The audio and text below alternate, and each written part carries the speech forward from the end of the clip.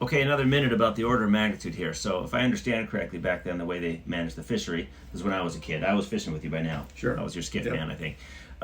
Fishing game would open a huge area. Your spotter pilots would go around and find the big school of herring, and all the boats would rush there as fast as they could, and whoever got there first caught all the fish. So this was a really fast boat. So you caught them all, but it didn't last very long. And tell us a little bit about this boat, why it was unique, and then how you did it for 1 year when the price was $2,000 a ton. Yeah, well, this has a jet engine in it. It had a TF40, Textron Lycoming, an engine used in Chinook helicopters or similar. It was an industrial engine. It didn't have the magnesium. It was aluminum castings.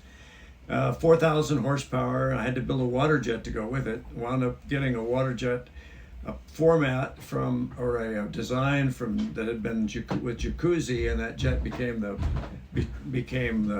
heart of this speedboat thing. And the boat did about 50 miles an hour when it was light and going full speed.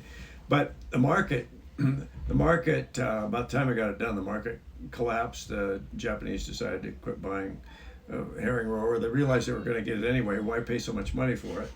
We're never sure quite what caused that. But and at the same time, fuel prices went up, right? And this well, burned yeah, 249 gallons an hour.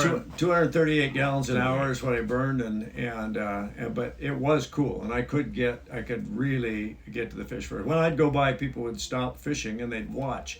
And I asked one guy, I said, "Well, how come you stopped doing what you're doing? Even the spotter pilots had quit doing what they're doing." When I took off and headed somewhere, everybody just stood back and watched, and they said, "Well, because we were pretty sure it was going to blow up, and we wanted to be the one that saw it happen."